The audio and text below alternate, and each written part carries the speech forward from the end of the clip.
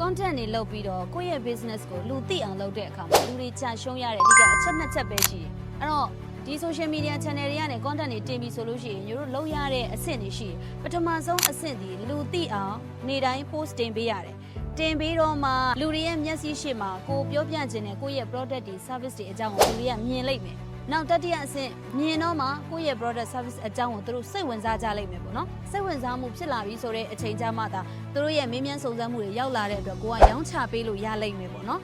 ဆိုတော့ဒီလိုမျိုးတင်မြင်မေးဝဲဆိုတဲ့အဆင့်အတိုင်းသွားပါတယ်လူတွေအများစုကြာရှုံးတဲ့အဆင့်နှစ်ဆင့်ကအပေါ်နှစ်ဆင့်ပဲဖြစ်ပါတယ်အဲ့တော့နေတိုင်း post မတင်နိုင်တာလူတွေမြင်အောင်မလုပ်နိုင်တာအဲ့ဒီအဆင့်နှစ်ဆင့်ကိုကြာရှုံးတဲ့အတွက်ကြောင့်မလို့မျိုးတို့ရဲ့ product တွေ service တွေကိုရောင်းချခြင်းနဲ့ဆိုတဲ့အစ်စ်မှာမရောင်းချနိုင်မဲနဲ့ဝင်ငွေမရှာနိုင်မဲနဲ့ဈေးကွက်ကိုမပိုင်နိုင်တာပဲဖြစ်ပါတယ်။ဒါကြောင့်ဒီဗီဒီယိုကြည့်နေတဲ့လုပ်ငန်းရှင်အနေနဲ့ကိုပြန်မေးရမှာက